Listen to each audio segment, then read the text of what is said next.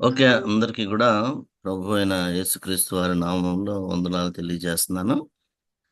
మరొకసారి partnership India కుటుంబంతో కలిసి దేవుని వాక్యం పంచుకోవడానికి, మీతో కలిసి సహవాసం చేయడానికి దేవుడు నాకిచ్చిన ఈ గొప్ప సమయాన్ని బట్టి, గొప్ప తరుణాన్ని బట్టి నేను దేవాదేవునికి వందనాలు తెలియజేస్తున్నాను.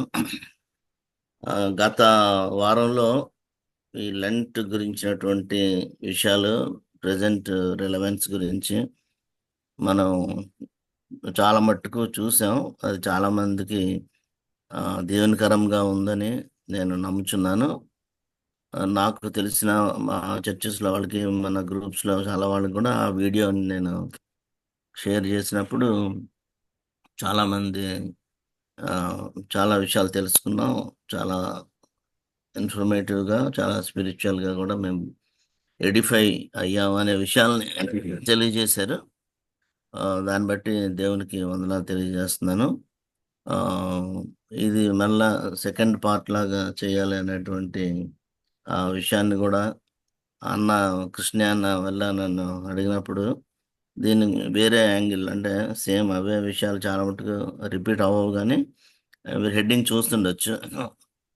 ఏదెను తోట నుంచి సమాధి తోట వరకు అని ఒక డిఫరెంట్ హెడ్డింగ్‌తో నేను దీన్ని చేయాలని ఆశపడుతున్నాను. లెంట్ అనగానే శ్రమల కాలం, మండల కాలం, 40 రోజులు.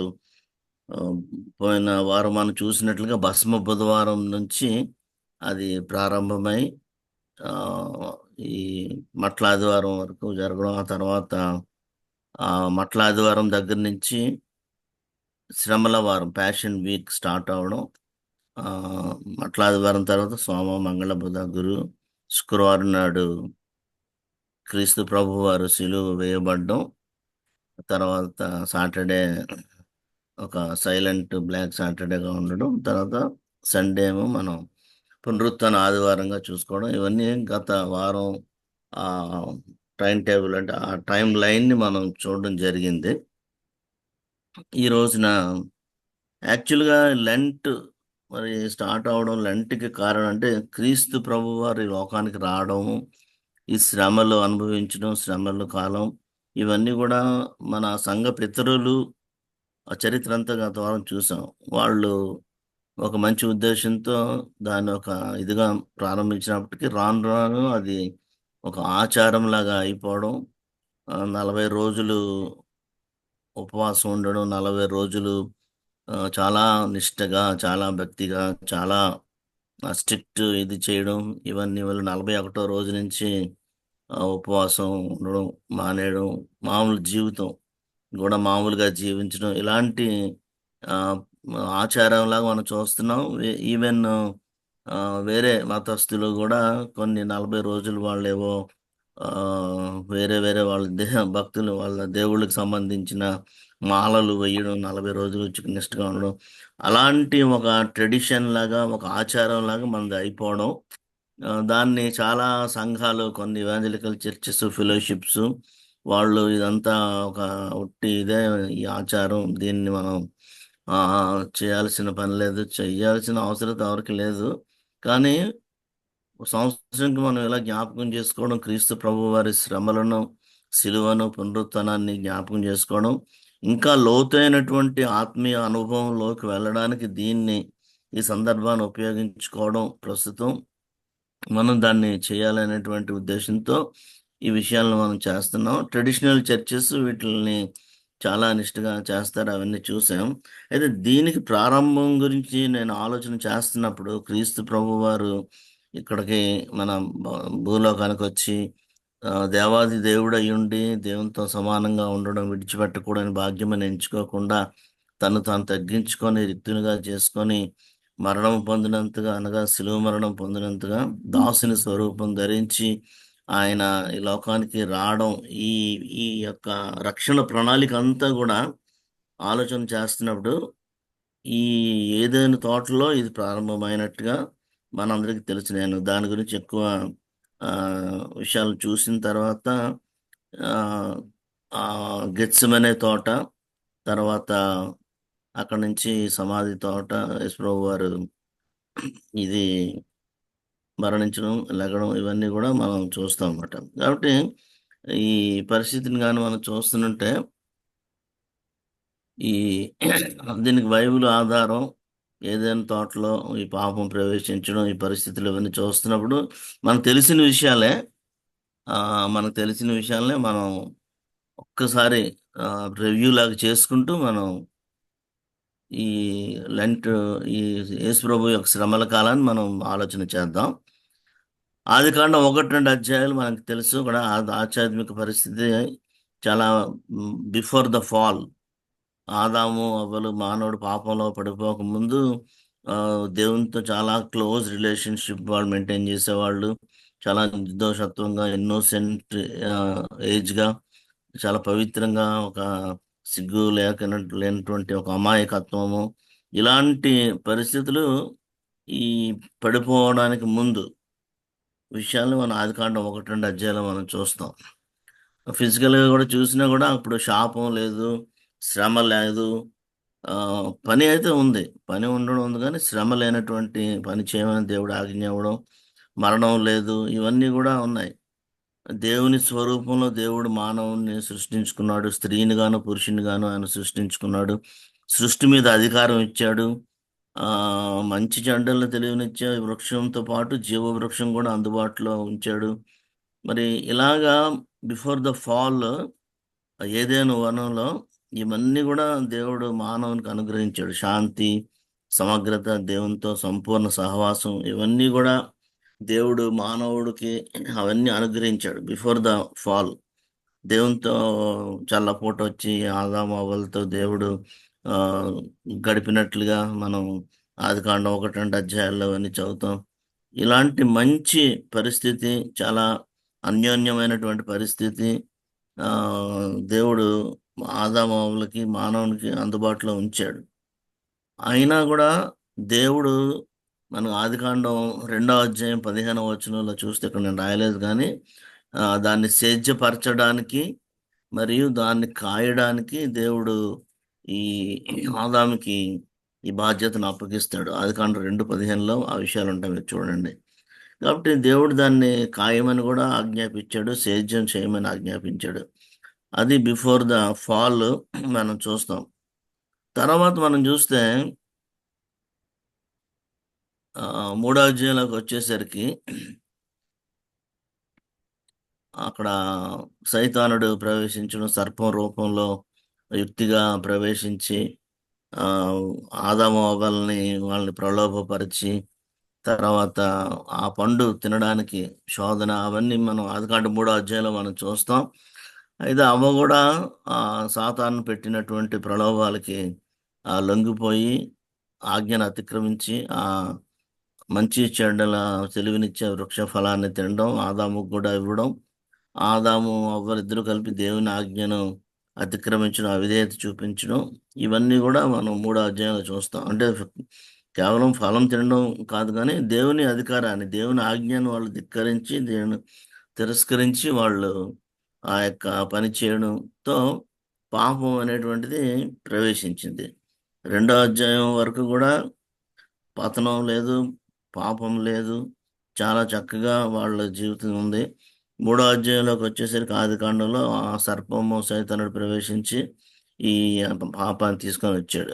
కాబట్టి దాని కాన్సిక్వెన్సెస్ కానీ మనం చూస్తే, ఆఫ్టర్ ద ఫాల్ దేవుని నుంచి ఎడబాటు కలిగింది వాళ్ళకి, దేవుని నుంచి దూరం అయిపోయారు.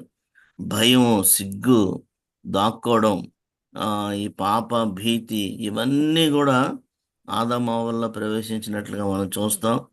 దాని ఫిజికల్ కాన్సిక్వెన్సెస్ కూడా చూస్తే, నేల శపించబడింది, గచ్చ పొదలు, ముండ్ల పొదలు, ఇవన్నీ కూడా అంతకుముందు లేవు.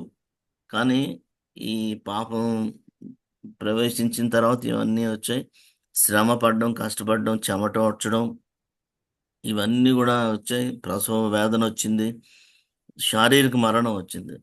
ఈ చెట్టు ఫలాన్ని తిన్న దినమున మీరు నిశ్చయముగా మీరు మరణిస్తారు అని దేవుడు చెప్పడంలో ఒక ఆధ్యాత్మిక మరణం, దేవుని నుంచి ఎడబాటు, దేవుని నుంచి పూర్తిగా దూరం అయిపోవడం, అట్ ద సేమ్ టైం శారీరక మరణం కూడా మానవునికి సంభవించడం జరుగుతుంది.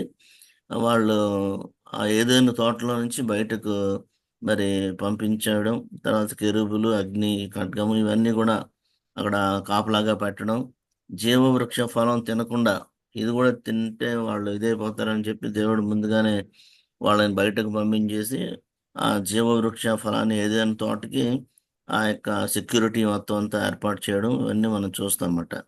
కాబట్టి పాపం వలన ఆఫ్టర్ ద ఫాల్ పతనం అయిపోవడం వలన దేవునితో సంబంధం తెగిపోయింది, శాపం వచ్చింది, పాపం వచ్చింది, మరణం వచ్చింది. ఆ ఆధ్యాత్మిక మరణం దేవునితో పూర్తిగా ఎడబాటు, ఈవెన్ శారీరక మరణం కూడా కొంతకాలం తర్వాత ప్రతి మనిషి కూడా ఈ చావుకు లోనవడం అనేటువంటి ఆ యొక్క భయంకరమైన కాన్సిక్వెన్సెస్ ని మానవుడు ఎదుర్కోవాల్సి వచ్చింది. ఆ సమయంలో ఈ లెంట్ గురించి మనం ఆలోచన చేస్తున్నప్పుడు క్రీస్తు వారు రావడం, ఈ శ్రమలు అనుభవించడం ఇదంతా కూడా ఏంటంటే ఈ ప్రోటో ఇవాంజలియం అనేటువంటి ఆ, ఆదిలోనే ఆ యొక్క వాగ్దానం, ఆ సువార్త, పాపమునకు పరిహారాన్ని, పాపం చేయడం వల్ల మానవుడు పతనం అయిపోవడం వల్ల వచ్చినటువంటి ఆ యొక్క కాన్సిక్వెన్సెస్ ని, ఆ మరణాన్ని, దాని అంతటిని కూడా ఆది సువార్త అప్పుడే దేవుడు ఆ, ఆది కాండం 3 అధ్యాయం 15 వచనంలో ఆ వాగ్దానాన్ని ఇస్తాడు. ఆ వాగ్దానం మనకి అందరికీ బాగా తెలుసు. మెస్సయాను గురించినటువంటి ఫస్ట్ ఫస్ట్ ప్రాఫెసీగా ఆ యొక్క ప్రధాన వాక్యం మనకు ఆది కాండంలో 3 అధ్యాయంలో 15 వచనంలో మనకు ఉంటుంది. అందరికీ తెలిసిన వాక్యమే. అక్కడ ఏమంటాడంటే, మరియు నీకును స్త్రీకిని నీ సంతానమునకును ఆమె సంతానమునకును వైరము కలుగు చేసేదను. అది ఆ ఫుట్ నోట్స్ లో ఆయన నిన్ను తల మీద కొట్టును, నీవు దానిని బడిమ మీద కొట్టుదు అని చెప్పడం. ఆ యొక్క అక్కడ స్టార్ట్ అవుతుంది ఈ శ్రమల కాలం. చెప్పాలంటే యేసు ప్రభు రావడం, సాతానుకి దేవునికి ఆ వైరము ఇవన్నీ కూడా ఆ మనం ఆదికాండం 3 అధ్యాయం 15 వచనంలో చూస్తాం. స్త్రీ సంతానం సాధారణంగా వంశం అనేసరికి పురుషుని ద్వారా చెప్తారు. ఆ కనెను 5 అధ్యాయంలో చూసేసరికి హానోకు మెతుషెలాని కనను, మెతుషెల నోవాహుని కనను, ఇలాగుంటాయి. పురుషులు ద్వారా వంశం వస్తుంది. కానీ ఇక్కడ ప్రభు యెహోవా దేవుడు చేసిన వాగ్దానం ఏంటంటే స్త్రీ సంతానం. కాబట్టి అది ప్రత్యేకమైన జనం సూచిస్తుంది. చతుర్థం ఏంటంటే సైతానుడు వర్సెస్ విమోచకుడు. ఆ యొక్క 15 వచనంలో మనం ఆ విషయాలు మనం చాలాసార్లు చదువుకుంటాం, మనకు బాగా తెలుసు. ఆ తల మీద కొట్టడం సంపూర్ణ విజయానికి, సైతానుపై తుది విజయాన్ని అక్కడ ముందే ప్రభు దాని గురించి చెప్పడం. తర్వాత ఆ మడమెను సైతానుడు కొట్టడం, అదేంటంటే సిలువలో తాత్కాలికమైనటువంటి ఆ యొక్క బాధను, టెంపరీగా సిలువ మరణం గురించినటువంటి విషయాల్ని అప్పుడే ఆ యొక్క లెంట్ అనేటువంటిది మనకి ఎప్పుడెప్పుడు వచ్చినా దేవుడు దాని ముందుగానే ఆ యొక్క ప్రవచన నెరవేర్పు అప్పుడు చెప్పడం, అదంతా కూడా ఈ రోజున ఈ దినాల్లో మనం ఈ సీజన్లో వీటిని లోతుగా ధ్యానించడానికి, వాటిని మనం ప్రాక్టీస్ చేయడానికి దేవుడు మనకు కృపణిస్తున్నాడు. కాబట్టి ఈ ప్రవచనం ఆ, ఎవరిలో నెరవేరిందంటే మనం చూసినట్టుగానే మెస్సియా యేసుక్రీస్తులో నెరవేరింది. సిలువలో ఆయన మరి నలుగొట్టబడ్డాడు, సిలువలో ఆయన శ్రమ పొందాడు, గాయపరచబడ్డాడు, మరణించడమే కాకుండా పునరుత్థానంలో కూడా ఆ సిలువ మీద విజయాన్ని సాధించి ఆయన ఆ యొక్క ఆదికాండం 3:15లో ఉన్నటువంటి ఆ ప్రవచనాన్ని నెరవేర్చడం జరుగుతుంది. తర్వాత పాత నిబంధనలో కూడా చాలా ఆయన గురించిన ప్రవచనాలు ఉన్నాయి. కన్యకకు జన్మిస్తాడని. తర్వాత యెషయా 53లో కూడా సిలువ మొత్తం కూడా ప్రతి గుడ్ ఫ్రైడేకి లేకపోతే ఈ లెంట్ డేస్లో ఖచ్చితంగా 53వ అధ్యాయం యెషయా గ్రంథాన్ని మనం ధ్యానిస్తాం. తర్వాత ఆయన జన్మ గురించినటువంటిది మీకాలోని, ఇంకా కీర్తనలు చాలా ఉన్నాయి. నేను చాలా ప్రవచనాలు ఉన్నాయి, అవన్నీ మనకు తెలుసు. నేను అన్ని ఎక్కువగా ఇక్కడ నేను మెన్షన్ చేయలేదు. అయితే ఈ ఏదైనా తోట మానవ జాతిలో పాపం ప్రవేశించినటువంటి స్థలం. Sin intruded into the human kind. మానవ జాతిలోకి పాపం ప్రవేశించిన, పాపం చొరబడింది. అక్కడ కాయడంలో విఫలం అవడమో, ఆదాము మొదటి తోటమాలిగా తోటని సజ్జపరిచి దాన్ని ఖాయమని చెప్పడం విషయాల్లో మరి ఫెయిల్ అవడంలోనూ ఎలాగలాగా మానవ జాతిలోకి ఏదైనా తోటలో పాపం ప్రవేశించింది. ఆదాము బయట ఒక నేల మట్టిని తీసుకొని దేవుడు బయట ఏదైనా తోట బయట సృష్టించబడ్డాడు.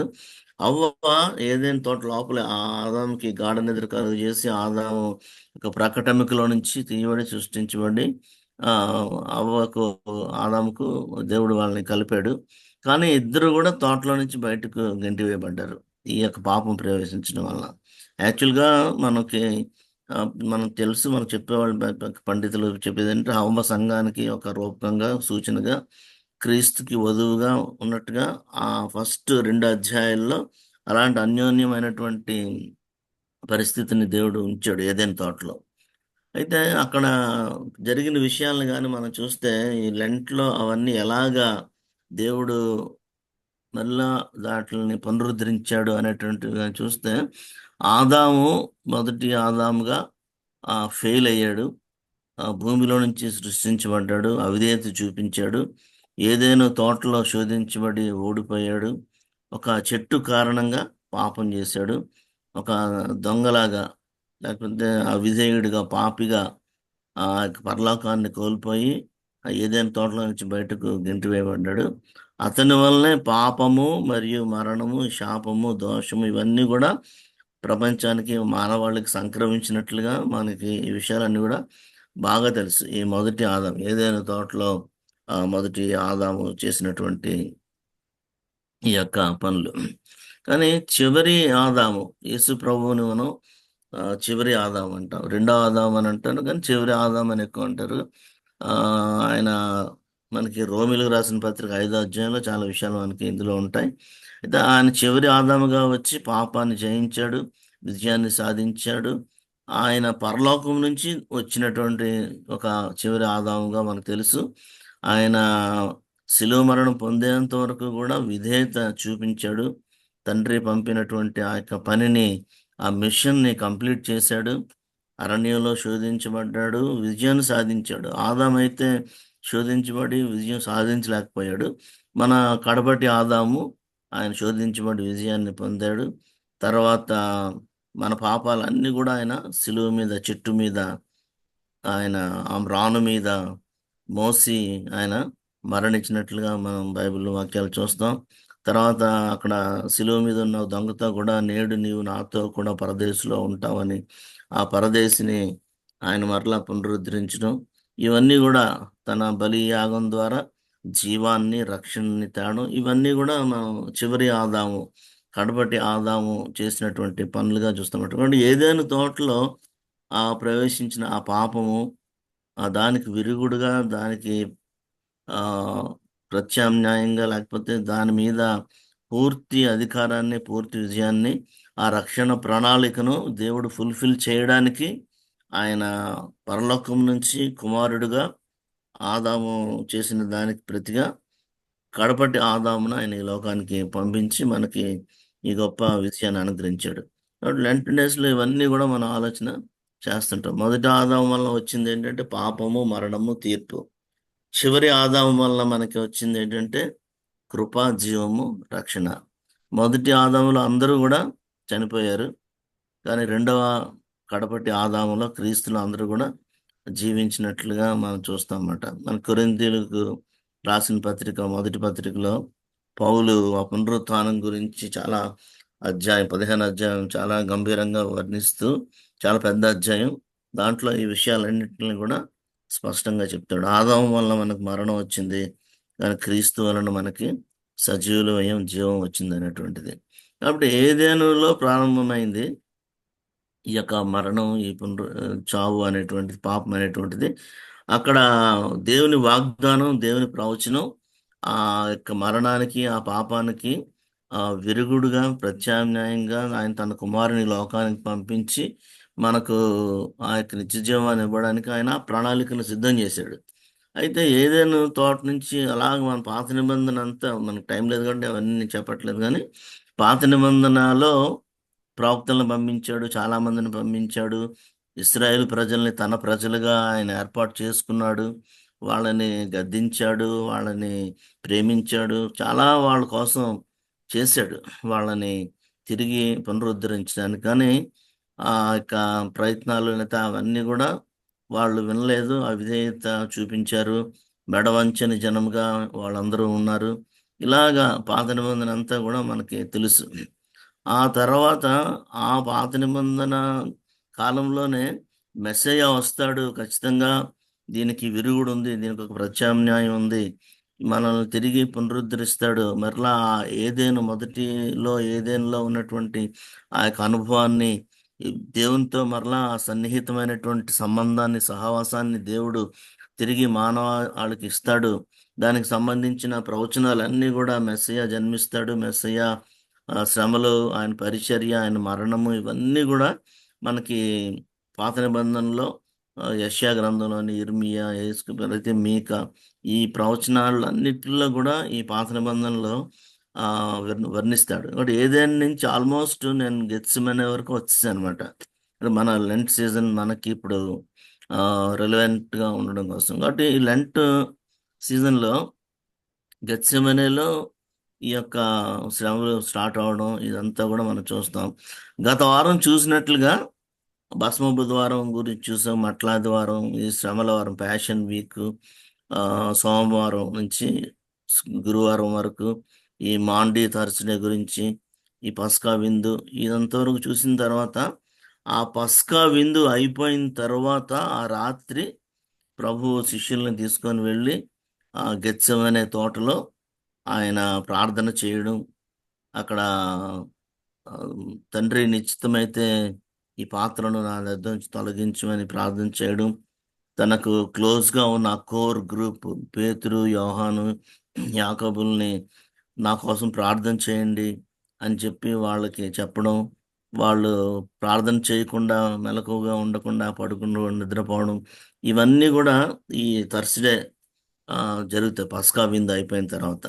బట్ ఆ విషయాలన్నీ కూడా కొన్ని ఆ, ఒక క్రోనలాజికల్ ఆర్డర్లో, ఒక క్రమంలో ఎలా జరిగింది గెత్సిమనే, అవన్నీ కూడా మనం చూస్తాం. దానికి ముందు మట్లా ద్వారం నుంచి కూడా మనం చూడడానికి ప్రయత్నం చేద్దాం. గెత్సిమనే తోటలో యేసు ప్రభు వారి యొక్క సమర్పణ ద్వారా, ఆయన విధేయత ద్వారా పాపంపై విజయం సాధించినటువంటి స్థలం. ఏదేను అది మొదటి ఆదాము ఓడిపోయి పాపం జయించలేక శోధనకు లోబడి అవిధేయతకు లోనైపోయినటువంటి ఏదైనా తోట.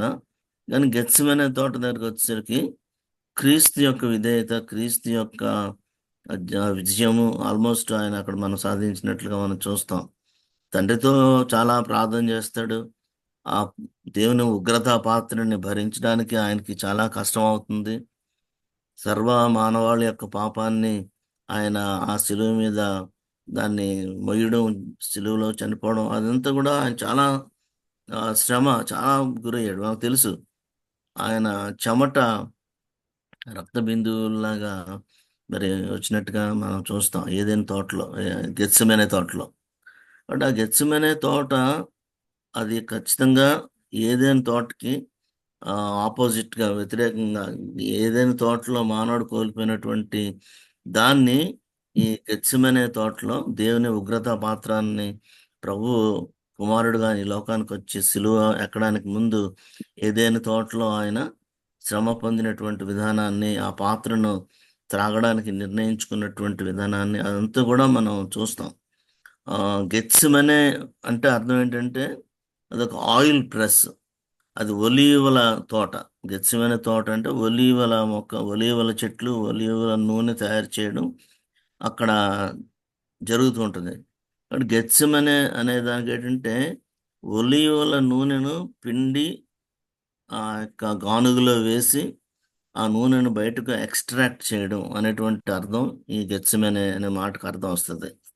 అయితే ఇంకా గెత్సెమనే దానికి కొన్ని కామెంటరీస్, కొంతమంది ఇంకా మనం ఆ యొక్క హిస్టరీ దానిలోకి వెళ్తే, ట్రెడిషన్లోకి వెళ్తే, ఈ గానుగలో ఒలీవల నూనెను ఆడించిన తర్వాత, పిండిన తర్వాత ఆ బయటకు వచ్చినటువంటి మిగిలిన పిప్పి ఉంటుంది కదా, ఆ పిప్పిని వాళ్ళు ఒక పెద్ద కుప్పగా వేస్తారండి పక్కన ఒక బండ మీద.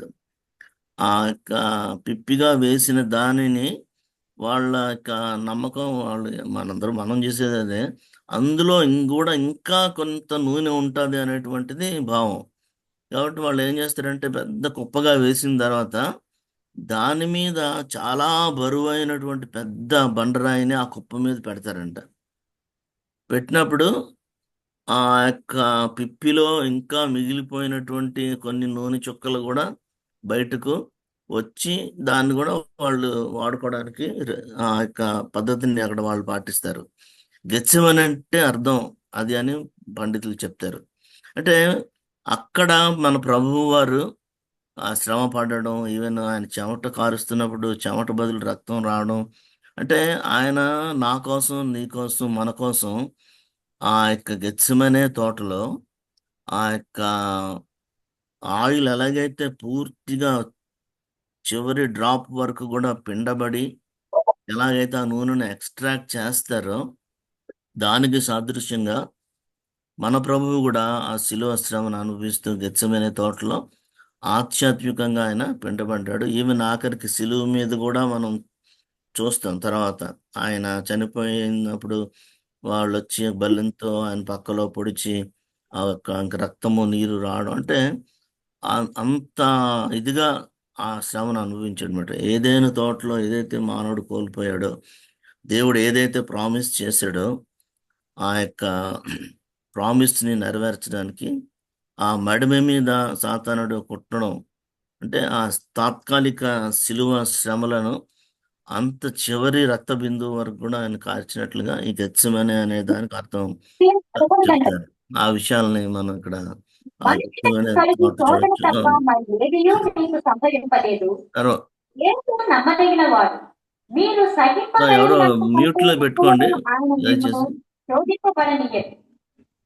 కొరింథీయులు మొదటి పత్రిక 10:13. తర్వాత చూసేసరికి పేతురు, యాకోబు, యోహాను కూడా ఆ ముగ్గురిని తీసుకుని వెళ్తాడు. ఈ మరణం గురించినటువంటి ఒక కాన్సిక్వెన్సెస్, ఒక సీక్వెన్స్ కూడా చూస్తే యాయీరు కుమార్తె అక్కడ చనిపోయినప్పుడు వీళ్ళు ముగ్గురు వెళ్తారు. వీళ్ళు ముగ్గురు వెళ్ళినప్పుడు అక్కడ మరణంపై విజయం ఆయనకు ఉంది అనేటువంటిది యాయీరు కుమార్తెను చావు నుంచి లేపినప్పుడు చూపిస్తాడు. అక్కడి నుంచి వాళ్ళ ముగ్గురిని ఈ రూపాంతర పర్వతం మీద తీసుకెళ్తాడు. మహిమతో అక్కడ ప్రకాశిస్తాడు. అక్కడ ఆ పునరుత్థానం గురించినటువంటి విషయాలు మోషే, ఏలియా వీళ్ళందరూ అక్కడ మనకి తెలుస్తారు. తర్వాత గెత్సెమనేలోకి వచ్చేసరికి మరణానికి లోబడినటువంటి విధేయతని చూపిస్తాడు. సిలువను ఎదుర్కొంటూ మన కొరకు పాపంగా చేయబడ్డాడు. ఆయన మనకి 2 కొరింథీ 5:21 ఉంటుంది. ఆ ఏ పాపం ఎరుగని ఆయన మన కోసం పాపంగా చేయబడ్డాడు. ఆ ఉగ్రత పాత్రను త్రాగడానికి ఆయన సిద్ధపడినట్లుగా మనకి ఈ గెత్సెమనే తోటలో మనకి కనిపిస్తుంది అనమాట. కాబట్టి ఈ ఏదైనా తోటలో మొదటి ఆదాం ఏమన్నాడంటే, ఇట్స్ నీ చిత్తం కాదు ప్రభు, it's not your will but my will అన్న లెక్కలో దేవుని ఆజ్ఞను అతిక్రమించాడు. కానీ కడపటి ఆదాము యేసు ప్రభు వారు ఏమన్నారంటే, తండ్రి నా చిత్తం కాదు నీ చిత్తమే నెరవేరాలి. ఈ పాత్ర త్రాగడం కష్టం, చాలా ఇదిగా ఉన్నప్పటికీ కూడా పూర్తిగా నీకు లోబడతాను ప్రభా, నీ చిత్తమే నేను నెరవేరుస్తాను అని చెప్పి గెత్సెమనే తోటలో ఆ యేసు ప్రభు యొక్క పూర్తి విధేయత, పూర్తి సమర్పణ, మరణం వరకు లోబడినటువంటి ఆ యొక్క ప్రభువు యొక్క విధేయత, ప్రభువు యొక్క కార్యం మనకి కనిపిస్తుంది. తర్వాత ఆయన మరణించిన తర్వాత ఒక సమాధి తోటలో దాన్ని ఆయన సమాధి చేయడం అది జరుగుతుంది. కాబట్టి ఏదైనా తోట నుంచి గెత్సెమనే వరకు కూడా ఈ యొక్క శ్రమల, ఈ మరణం, ఈ యొక్క శిలువ శ్రమలు ఇవన్నీ కూడా ఆయన భరించడం ఇవన్నీ మనం చూస్తాం. దీంట్లో ఉన్నటువంటిది ఏంటంటే, ఏదెన్లో ఆదాము విఫలం అయ్యాడు, కానీ గెత్సెమనే తోటలో యేసు విజయాన్ని సాధించాడు. మొదటి ఆదాము ఏదైనా తోటలో ఆ యొక్క చెట్టు కారణంగా పాపంలో పడిపోయాడు. కానీ కడపటి ఆదామైనటువంటి యేసు ప్రభు వారు ఆ మ్రాను మీద, చెట్టు మీద, శిలువ మీద మన పాపాలను భరించి ఆయన శిలువను జయించాడు. మొదటి ఆదాం ఇందాక మనం చెప్పుకున్నట్లుగా నా చిత్తం అని అన్నాడు, కానీ కడపటి ఆదామైనటువంటి యేసుక్రీస్తు నీ చిత్తమే ప్రభు అని అన్నాడు. ఇందాక మనకి ఫస్ట్ ఒక సిస్టర్ పాట పాడారు, నీ చిత్తమే, నీ చిత్తమే, నీ చిత్తమే సిద్ధించు ప్రభు అని. మనం కూడా ఈ లెంట్ డేస్లో ఈ విషయాలన్నీ ఆలోచన చేస్తున్నప్పుడు, ప్రభా it's not my will but your will, నీ చిత్తం, అది ఎంత కఠినంగా ఉన్నా, ఎంత చేదుగా ఉన్నా, ఎంత ఇబ్బందికరంగా ఉన్నా, నీ చిత్తం చేయడానికి, ఆ పాత్రను త్రాగడానికి, నువ్వు చూపించిన మాదిరిని నేను అనుభవించడానికి నేను సిద్ధంగా ఉన్నాను ప్రభువా అని మనం చెప్పడం నేర్చుకున్నప్పుడు, దాన్ని ప్రాక్టీస్ చేసినప్పుడు ఈ లెంట్ డేస్లో ఉన్నటువంటి ఆ బ్లెస్సింగ్స్ అన్నిటిని కూడా మనం పొందగలుగుతాం. కాబట్టి ఈ యొక్క లెంట్ తాలూకా క్రానలాజికల్ ఆర్డర్స్ని ఇంతవరకు ఇలా చూస్తాం. మనం నెక్స్ట్ ఫేజ్లోకి వచ్చేసరికి యేసుక్రీస్తు వారు సిలువ వేయబడ్డానికి ముందు జరిగిన కొన్ని సంఘటనలు చూస్తే, ఈ మట్టల ఆదివారం, పామ్ సండే, చాలా సంఘాల్లో అది చేస్తారు. ముఖ్యంగా సండే స్కూల్ పిల్లలు దాన్ని చాలా పండగలాగా చాలా ఇదిగా చేసి, ఈ ఈత మట్టలు అవి తీసుకొని దానికి పువ్వులు అవి గుచ్చి చాలా చేస్తారు. అది మనందరికి తెలిసినటువంటిది. చాలా మందికి మెయిన్ లైన్ చర్చెస్లో ఇది ఎక్కువగా చేస్తుంటారు. అది పామ్స్ అండి. తర్వాత ఏం చేస్తాడంటే, ఆయన యెరూషలేముకి వెళ్తూ వెళ్తూ శిష్యులతో కూడా చెప్తాడు. తను అనుభవించబోయేటువంటి శ్రమల గురించి, సిలువ వేయబడబోతున్నాను అని ఆ సంగతులన్నీ చెప్తారు. ఆ సందర్భాల్లో కూడా పేతురు దూకుడు, పేతురు అంటారు కదా, హడావిడిగా ప్రభా నువ్వేంటి సిలువ ఎక్కడో, నువ్వు చనిపోవడం ఏంటి, నేను చనిపోతాను, ఇవన్నీ కూడా చెప్పడం. ఆ వరుస క్రమంలోనే గుడ్డి వాళ్ళని బాగు చేయడం, తర్వాత జక్కయ్య అంటే ఎరుకో నుంచి యెరూషలేములో ప్రవేశిస్తున్నప్పుడు ఇవన్నీ సంఘటనలు అక్కడ జరుగుతాయి. జరిగిన తర్వాత శిష్యుల్ని ఇద్దరిని పిలిచి, మీరు వెళ్ళి అక్కడ గాడిద ఉంటుంది, గాడిద పిల్ల ఉంటుంది, దాన్ని మీరు కట్టబడిన గాడిద పిల్లను మీరు విప్పి మీరు తీసుకురండి అనేటువంటి విషయాలను కూడా ప్రభు వాళ్ళకి చెప్తాడు. ఇవన్నీ కూడా ప్రవచనాలు నెరవేరడానికి, ఆయన గాడిద పిల్లను ఎక్కి గాడిద మీద వస్తాడని జకర్యాలో ఉన్న ప్రవచనాలు ఏమని నెక్స్ట్ చూపిస్తున్నారు. ఆ తర్వాత మరియా, మార్త, లాజరు వాళ్ళ ఇంటికి వెళ్ళడం, ఇవన్నీ కూడా ఆ ఆర్డర్లో ఆ యొక్క క్రమంలో జరుగుతాయి. మనకి సువార్తల్లో అవి మనకి క్లియర్గా ఒక వరుస క్రమంలో కనబడవు, కానీ బైబిల్ పండితులు వాటి అన్నిటిని కూడా క్రోడీకరించి ఈ క్రమంలో జరిగాయి అనేటువంటి విషయాలను వాళ్ళు చెప్పడం జరుగుతుంది. తర్వాత మనం చూస్తే ఆ గాడిద మీద ఆయన గాడిద పిల్లనెక్కి యెరూషలేము జయప్రవేశం అని కూడా మన చర్చెస్లో దాన్ని వాళ్ళు చేస్తారు. అది మత్తయి, మార్క్, ఈ లూకా వీటిల్లో ఉంటుంది. అన్ని సువార్తల్లో కూడా ఆల్మోస్ట్ ఉంటుంది. జకర్యా కూడా దీని గురించి ముందే ప్రవచించడం జరుగుతుంది. జకర్యా 9:9లో సియోను రాజు ఆయన దీనుడై గార్ధబము మీద వస్తాడు అనే విషయాలు మనకి తెలిసినవి అవన్నీ కూడా. ఆ తర్వాత యెరూషలేమును చూసి ఆయన కన్నీరు కారుస్తాడు. యెరూషలేము, అనేక సార్లు నేను నిన్ను, నేను కోడి తన పిల్లల్ని తన రెక్కల కింద చేర్చుకున్నట్లుగా నేను చేర్చుకోవడానికి ప్రయత్నం చేశాను, ఆయన కూడా నువ్వు నా మాట వినలేదని చెప్పి అక్కడ ఆయన కన్నీరు కార్చడం, దేవాలయాన్ని శుభ్రం చేయడం, ఈ బిజినెస్ని అంతటిని కూడా బయటకు గెంటేయడం, ఇవన్నీ కూడా ఈ యొక్క ఆ, క్రమంగా జరుగుతుంటాయి ఈ యొక్క దినాల్లోని. అవి మనం ఆ వరుస క్రమాన్ని మనం చూస్తాం. ఆ నెక్స్ట్ ఆయన మరలా బేతనీకి వెళ్ళిపోతాడు, మార్తా మరియల వాళ్ళ దగ్గరికి.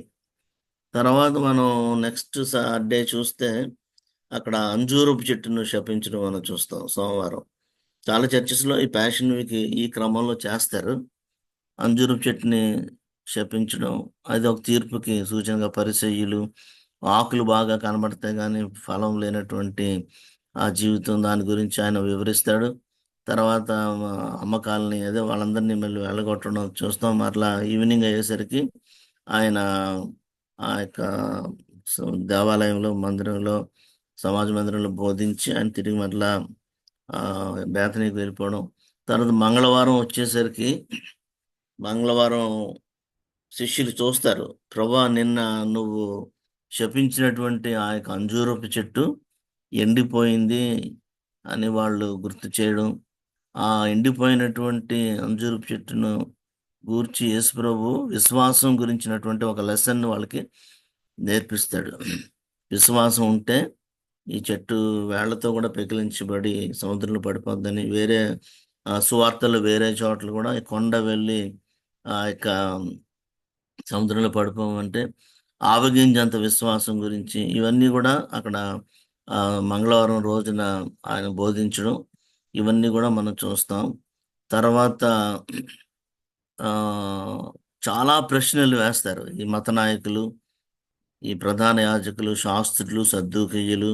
అవన్నీ కూడా మంగళవారం నాడు జరుగుతాయి.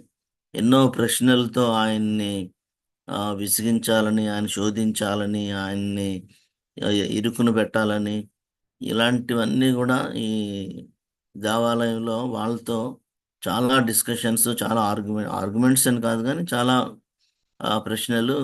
ఆయన చెప్పిన జవాబులకి ఇంక వాళ్ళు అవాక్ అయిపోవడం, లేకపోతే ఇంకా మారు మాట్లాడలేకపోవడం, ఏమీ కూడా సమాధానం మరలా ప్రశ్నించలేకపోవడం, ఆయన అవన్నీ కూడా మనం చూస్తామన్నమాట. తర్వాత ఇవన్నీ బోధించిన తర్వాత ఆలివేట్ డిస్కోర్స్ అని అంటాం మనం. బైబిల్ పండితులు చెప్పేది ఒలీవల కొండ మీద ప్రసంగం లాగా. అంటే భవిష్యత్తు గురించి, రాబోయేటువంటి పరిస్థితుల గురించి, క్రీస్తు యొక్క రెండవ రాకడ గురించి. మార్క్స్ వార్తలు కూడా ఉంటుంది. మత్తయి సువార్త 24, 25 అధ్యాయాల్లో కూడా ఆలివేట్ డిస్కోర్స్, ఒలీవల కొండ మీద ప్రసంగం మనకి కనిపిస్తుంది. మత్తయి సువార్త 5వ అధ్యాయంలో మనకి తెలుసు కొండ మీద ప్రసంగం అని ధన్యతల గురించి ఉంటుంది. ఇది ఇంకొక very very important significant discourse. ఒలీవల కొండ మీద ఆయన రెండవ రాకడ గురించినటువంటి విషయాల్ని బోధించడం ఇదంతా కూడా జరుగుతుంది. ఆ తర్వాత సీమోను అనేటువంటి ఒక కుష్ఠరోగి ఇంటికి వెళ్ళడం, అక్కడ అక్కడ ఆయన వాళ్ళతో భోజనం చేయడం. ఆ టైంలో ఒక స్త్రీ వచ్చి ఆయన పాదాలని అభిషేకించడం ఇవన్నీ కూడా ఉంటాయి. ఈ ఒక స్త్రీ ఆయన పాదాలని లేదా ఆయన తలను అభిషేకించడం, ఇవి 2-3 ఇన్సిడెంట్స్ ఉంటాయి. యోహాను సువార్తలు కూడా ఉంటుంది. దాని మీద కూడా అది ఎప్పుడు జరిగింది, ఏది జరిగింది, ఎన్నిసార్లు ఇది జరిగింది, ఇలాంటి డిస్కషన్స్ కూడా చాలా పండితులు బైబిల్లో వాటిని చేస్తారు. కొంతమంది అది బుధవారం జరిగిందని కూడా అంటారు. ఆ టైం లైన్ ఏది ఏమైనప్పటికీ కూడా ఆ, ఆత్మీయమైన లెసన్స్ను మనం నేర్చుకోవడానికి మనం ప్రయత్నం చేయాలి. ఎందుకంటే బైబిల్ని నలుగురు సువార్థికులు రాసినప్పుడు వాళ్ళు రాసిన కాంటెక్స్ట్ కానీ, వాళ్ళు రాసినటువంటి ఆ యొక్క ఆడియన్స్ కానీ వాళ్ళందరూ కూడా డిఫరెంట్గా ఉండడంతో ఒకటి ముందు ఒకటి వెనక అలాగా మనకి బైబిల్ సువార్తల్లో రికార్డ్ చేయబడ్డాయి. తర్వాత అదే రోజున ఇస్కరియోత్ యూదా కూడా ఆయన్ని అప్పగించడానికి ఆ యొక్క నెగోసియేషన్స్ చేసుకోవడం ఇవన్నీ కూడా మంగళవారం జరిగినట్టుగా చెప్తారు. బుధవారం కూడా చూసేసరికి దాన్ని స్పై వెన్స్డే అంటారు. నేను పోయిన వారం చెప్పినప్పుడు కూడా చార్ట్లో చూపించాను. స్పై వెన్స్డే అని అంటే యూదా, ఇస్కరియోత్ యూదా ఆ కుట్ర పన్ని ఆ యొక్క ప్రధాన యాజకులతో ఒప్పందం పెట్టుకొని యేసు ప్రభువుని 30 వెండి నాణాలకి అప్పగించడం గురించి ఆ యొక్క ఒప్పందం కుదుర్చుకోవడం ఇదంతా కూడా అది జరుగుతుంది. కాబట్టి స్పై వెన్స్డే అని దానికి ట్రెడిషనల్గా ఉన్నటువంటి పేరు. కాబట్టి ఆయన ఆ బుధవారం రోజు రాత్రి పగలంతా బోధించి రాత్రిపూట ఆయన ఒలీవల కొండకు వెళ్ళడం, అక్కడ ప్రార్థనలో గడపడం ఇవన్నీ కూడా ఉంటాయి. తర్వాత ప్రధాన యాజకులు, ఆ సన్హెద్రిన్ సభ వాళ్ళు యేసుని చంపాలనేటువంటి కుట్ర పన్నడం, ఇస్కరియోతు యూదా వాళ్ళతో ఒప్పందం చేసుకోవడం ఇవన్నీ కూడా ఉంటాయి. అయితే ఇక్కడ మనం నేర్చుకోవాల్సిన లెసన్ ఏంటంటే ఆ, యూదా వంటి మోసం లేదా ఆర్థిక లో లోభం, ఆ యొక్క ప్రలోభాలకు గురైపోవడం ఇవన్నీ కూడా నేటి సంఘాల్లో మామూలుగా మన బాప్టిస్ట్ లోతులు ఇలాంటి సంఘాల్లో అయితే ట్రెజరర్ ఉంటే ట్రెజరర్ని ఏమంటారంటే ఇస్కరియోతు యూదా అంటారు అనమాట. ఎందుకంటే ఆ, డబ్బు సంచి అతని దగ్గర ఉంటుంది.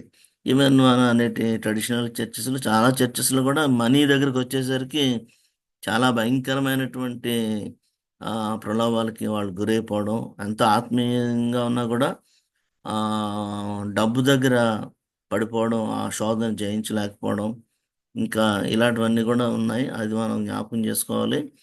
ఆ ఇస్కరియోతు యూదా ప్రధాన యాజకులతో చేసుకున్నటువంటి ఆ యొక్క ఒప్పందం, ఆ కుట్రలో భాగం స్టార్టింగే ఆ సిలువకు ప్రారంభంగా దాన్ని మనం చూస్తాం. దేవుడు కూడా చెప్తాడు ఇస్కరియోతు యూదా పుట్టకుండా ఉంటే మేలు అనేసి. ఇస్కరియోతు యూదా కాకపోతే మరొక వ్యక్తి దేవుడు తన అనంత ప్రణాళికలో ఈ సిలువ కార్యాలను చేయడానికి ఆ దేవుడు ఎప్పుడో నిర్ణయించినటువంటి ప్రణాళిక ఇది. కాబట్టి యోధా అందులో పార్ట్ అవడం అది చాలా విచారకరంగా ప్రభు అక్కడ చెప్తాడు. బుధవారం నాడు జరిగిన సంఘటనలు ఈ రీతిగా ఉంటాయి. తర్వాత మనం గురువారంకి వచ్చేసరికి లాస్ట్ టైం నేను చెప్పినట్టుగానే మాండీ థర్స్డే అంటారు దీన్ని, గురువారాన్ని. ఆ యొక్క పస్కా భోజనం ఏర్పాట్లు చేయడం, ఇవన్నీ కూడా మనకి కనిపిస్తాయి. బుధవారం నాడు ప్రభు ఆ శిష్యుల్ని పంపించి, మీరు వెళ్ళి అక్కడ ఒక ఆయన నీళ్ళ కుండ తీసుకొస్తాడు, అతన్ని మీరు వెళ్ళి అడగండి, ప్రభువుకి ఈ పస్కా భుజించడానికి స్థలం సిద్ధపరచమని చెప్పడం, మేడ గదిలో దాన్ని ఆయన ఏర్పాటు చేయడం, ఇవన్నీ కూడా మనకి జరుగుతాయి. గురువారం నాడు మనకు తెలుసు అవన్నీ కూడా. ఆ యొక్క మేడ గదిలో ఏర్పాట్లు పస్కా భోజనానికి అన్ని జరిగిన తర్వాత అక్కడ ప్రభు శిష్యుల పాదాలను కడగడం అనేటువంటిది మనకి చాలా కనిపిస్తుంది. ఆయన యొక్క తగ్గింపు, ఆయన యొక్క వినయము, ఆయన యొక్క సాత్వికము, ఆయన అసలు అది మనం ఊహించలేనటువంటి ప్రేమ, క్షమాపణ. అక్కడ ఇస్కరియోతు యూదా యొక్క పాదాలు కూడా కడగడము, ఇవన్నీ కూడా మనం వింటున్నప్పుడు, నేర్చుకుంటున్నప్పుడు మనం చాలా నేర్చుకోవాలి. క్షమించే గుణం, శత్రువుని కూడా మరి పాదాలు కడిగేటువంటి లక్షణం. మన సంఘాల్లో, మన ఫెలోషిప్స్లో, మన యొక్క జీవితాల్లో ఇలాంటి పరిస్థితులు చాలా మనకు ఎదురవుతాయి. వారవలేనితనం, మాటలుండవు. సంఘాలకు వస్తారు కానీ ఒకరితో ఒకరు మాట్లాడుకోరు, ఒకరితో ఒకరు పలుకులు ఉండవు. హలో అంటే హలో, లేకపోతే అది కూడా ఉండదు. అలాంటి చాలా భయంకరమైనటువంటి దినాల్లోకి మనం వచ్చాం. కానీ ప్రభువు ఆ గొప్ప మాదిరిని మనకు చూపిస్తాడు. అక్కడ అంటాడు, నేను మీకు చేసినట్టు మీరు చెయ్యాలని చెప్పే ఆ మాదిరి కోసమే నేను మీ పాదాలని కడిగాను అనేటువంటి ఆ విషయాలు అక్కడ చెప్తాడు. ఒకసారి నాకు గుర్తొచ్చిన ఒక విషయాన్ని చెప్తున్నాను. మామూలుగా మాకు విశాఖపట్నంలో very long back DGS Dinakaran గారి మీటింగ్స్ జరిగాయి. చాలా భారీ ఎత్తున ఆంధ్ర యూనివర్సిటీ ఇంజనీరింగ్ కాలేజ్ గ్రౌండ్స్లో చాలా భారీ ఎత్తున మీటింగ్స్ జరిగినప్పుడు అనకాపల్లి నుంచి బస్సులు వేసి ఆ యొక్క బస్సుల్లో చాలా మందిని తీసుకువెళ్ళడం, మరలా తీసుకురావడం, అలాంటి పరిస్థితి జరిగినప్పుడు నేను ఇన్ఛార్జ్గా ఉన్నాను. వాలంటీర్గా కూడా నేను వెళ్ళి ఆ యొక్క పరిస్థితులు చూడడం, బస్సుల్లో అందరినీ, మా అనకాపల్లి వాళ్ళందరినీ చూసుకొని ఎక్కించడం, అలా చేస్తున్న టైంలో బస్సు అంతా నిండిపోయింది. ఒకే ఒక సీట్ ఖాళీగా ఉంది. ఆ సీట్ ఖాళీగా ఉంటే ఒక ఆవిడ, ఒక సిస్టరు, ఆవిడ కూడా అనకాపల్లి, అమ్మ ఎక్కమ్మా నువ్వు బస్సు, ఇది ఒక సీట్ ఖాళీ ఉంది, నువ్వు వెళ్ళిపోవచ్చానంటే ఎక్కింది. ఎక్కి మళ్ళీ వెంటనే వెనక నుంచి ఎక్కి ముందు నుంచి దిగిపోయింది. ఏమమ్మా సీట్ ఖాళీ ఉంది, మేము చూసాం కదా అంటే, ఆవిడ పక్కన నేను కూర్చోనండి అన్నది. ఆవిడ పక్కన నేను కూర్చొని, పోనీ ఆవిడని అడిగి ఇంకొకళ్ళు మార్చి, స్థలం మార్చి ఏదో చేద్దాం అంటే కూడా అసలు ఒప్పుకోలేదు. అంటే ఏంటి, మీటింగ్స్కి వచ్చారు, దేవుని బిడ్డలే, మరి ఒకే చర్చి, కానీ ఆవిడ పక్కన కూర్చోదంట. అలాంటి చాలా భయంకర పరిస్థితులు జరుగుతున్నాయి. కానీ ప్రభు ఇస్కరియోతు యూదా పాదాలు కూడా కడిగాడు. మనం చాలా నేర్చుకోవాలి. కాబట్టి ఆ ప్రభరాత్రి భోజనాన్ని ఆయన అక్కడ స్థాపించడం, యూదా రొట్టె ముక్క తీసుకొని బయటికి వెళ్ళిపోవడం, ఆ ద్రోహానికి సిద్ధపడడం, ఇవన్నీ కూడా ఈ గురువారం నాడు జరుగుతున్నటువంటి సంఘటనలు. ఆ గురువారం రోజున ఇందాక మనం చెప్పుకున్నట్లుగా ఆయన గెత్సేమనే తోటలోకి వెళ్ళి ప్రార్థించడం, ఆ ప్రార్థనలో కూడా ఇక్కడ అన్నీ నేను నోట్ చేయలేదు కానీ డాక్టర్ లూక్ ఆ విషయాలన్నీ కూడా కోట్ చేస్తాడు. చెమట రక్తంలా కారణం అనేటువంటిది చెప్తాడు. తర్వాత పరలోకం నుంచి దేవదూతలు వచ్చి ఆయన అంతగా బాధపడుతుంటే ఆ దూతలు వచ్చి ఆయన్ని బలపరచడం, ఇవన్నీ కూడా లూకా రాస్తాడు. యాక్చువల్గా అక్కడ కూడా మనం లెసన్ నేర్చుకోవాలంటే, పేతురు, యోహాను, యాకోబులను ముగ్గురిని పిలిచి, మీరు నాకు దగ్గర ఉండి నా కోసం ప్రార్థన చేయండి, నేను చాలా వేదనలో ఉన్నాను, నేను బాధలో ఉన్నాను, ఈ యొక్క ఉగ్రత పాత్రను త్రాగడం నాకు చాలా కష్టంగా అనిపిస్తుంది, మీరు ఉండండి, ప్రార్థన చేయండి, ఇవన్నీ చెప్తే వాళ్ళు మెలకువగా ఉండకుండా నిద్రపోతూ దేవునికి ఏమాత్రం కూడా వాళ్ళు సపోర్టివ్గా లేకపోవడం అనేటువంటిది చాలా బాధాకరం. అంటే ఎంతో గొప్ప అనుభవాల్ని, ఎన్నో గొప్ప మంచి అద్భుతమైన దృశ్యాలను వాళ్ళు మిస్ అయిపోయారు. అసలు ఆయన ప్రార్థన చేస్తున్నప్పుడు రక్తం, చెమట రక్తంలా కారడం, వాళ్ళే తెలుగేసుండి నిద్రపోకుండా మెలకువగా ఉండి ప్రభు ప్రార్థన చేస్తున్నప్పుడు వాళ్ళు కూడా ప్రార్థన చేస్తూ ఉంటుంటే ఆ వేదనని వాళ్ళు చూసుండొచ్చేమో. అరే! ప్రజల పాపం కోసం, మానవాళి పాపం కోసం ఆయన ఇంత వేదన అనుభవిస్తున్నాడా? ప్రభువా మేము గూడా ఉన్నాం. మేము గూడా నీతో పాటు ప్రార్థన చేస్తాం. నీ వేదనలో మేము గూడా పాలుపంచుకుంటాం. అలాంటి అనుభవాలు వాళ్ళు చేయాల్సింది పోయి, ఆళ్ళు నిద్రపోవడం చాలా బాధాకరంగా ఉంటుంది. ఈవెన్ దేవదూతలొచ్చి ఆయన్ని బలపరచడం, ఆ సీన్ కూడా మిస్ అయిపోయారు ఆళ్ళు. కాబట్టి గురువారం ఆ గెత్సెమనే తోటలు ఇవన్నీ గూడా జరుగుతాయి. కాబట్టి అవన్నీ గూడా మనం చాలా సార్లు అటువంటి అనుభవాలని మిస్ అయిపోయేటువంటి ప్రమాదం ఉంటది. కాబట్టి మనం ఎప్పుడు కూడా మెలకువగా మీరు శోధనలో ప్రవేశించుకుంటున్నట్లు మెలకువగా ఉండి ప్రార్థన చేయమని ప్రభువు చెప్తాడు. కాబట్టి మనం ప్రార్థన చేయడం, మెలకువగా ఉండడం ప్రభువు ఆ యొక్క గెత్సెమనేలో ఆ శిలువ శ్రమలు అనుభవిస్తున్నప్పుడు వాటిల్ని ధ్యానించడం, వాటిల్ని మనం రియల్‌గానే అనుభవించేలాగా ఆయన షూస్‌లోకి మనం వెళ్ళి, దాన్ని మనం ఎక్స్‌పీరియన్స్ చేయగలిగినప్పుడు, నిజంగా దేవుని ప్రేమ ఎంత గొప్పదో, అసలది ఎంత లోతైనదో, ఎంత కొలవలేనిదో, నన్ను నాలాంటి వాడిని ఇంత భయంకరమైన పాపిని నన్ను ఆయన ప్రేమించడం ఏంటి? నా కోసం ఇంత శ్రమ పడడం ఏంటి? ఇవన్నీ గూడా మనకొకసారి గుర్తొస్తాయి. లెంట్ డేస్ అవే మనం చేయాల్సినవి. ఏదో ఒక ఆచారంలాగా ఆహ్, చర్చిలకెళ్ళడం, 40 రోజులు చేసుకోవడం, వచ్చేయడం అది ముఖ్యం గాదు. ఇవన్నీ గూడా రియల్‌గా, ఎక్స్‌పీరియన్షియల్‌గా ఆ షూస్‌లోకి వెళ్లి ప్రభువు ప్రేమను మనం అర్థం చేసుకున్నప్పుడు, ఇంకా ఆయన కోసం మనం ఏదైనా చేయడానికి మన యొక్క ఆత్మలు సిద్ధపడతాయి. మన శరీరం సిద్ధపడుతుంది. మనం ఆయనకు పూర్తిగా సమర్పించుకొని, ఆ టోటల్ సరెండర్‌లోకి రావడానికి ఈ లెంట్ డేస్ మనకి ఉపయోగపడతాయి. బట్ ఆ టైంలోనే ఆయన ప్రార్థన చేసి ముగించిన తర్వాత ఆల్రెడీ ఇస్కరియోతు యూదా ప్రధాన యాజకులతో చేసుకున్నటువంటి ఆ యొక్క కాంట్రాక్ట్‌ని బట్టి అక్కడ వచ్చి ప్రభువుని ముద్దు పెట్టుకోవడం, వాళ్ళొచ్చి అరెస్ట్ చేయడం, ఇవన్నీ మనకు కనిపిస్తాయి. అక్కడ మన దుడుకు పేతురు గారు గూడా హడావిడి చేసి అంతవరకు నిద్రపోయాడు. అంతవరకు మెలకువగా ఉండకుండా నిద్రపోయాడు. ఒకసారే వీళ్ళొచ్చి అరెస్ట్ చేయగానే వాతావరణం మారిపోగానే హడావిడిగా లేచిపోయి కత్తి తీసి ప్రధాన యాజకుడి దాసుడు మల్కు అనేటువంటి దాసుడు చెవి నరకడం. ప్రభువా నేను తెలియజేసే ఉన్నాను. నేను నీతోనే ఉన్నాను. నీ పక్షంగానే ఉన్నానని మరి నిరూపించుకోవడానికో మరి దేనికో అంతవరకు నిద్రపోతున్నటువంటి పేతురు ఒక్కసారి లేచి హడావిడి చేయడం. ఇలాంటివన్నీ గూడా మనకి ఇక్కడ పేతురు లైఫ్‌లో కనిపిస్తాయన్నమాట. మనం గూడా చాలా సార్లు అలాంటి లైఫ్ చేస్తుంటాం. అలాంటి యాక్షన్.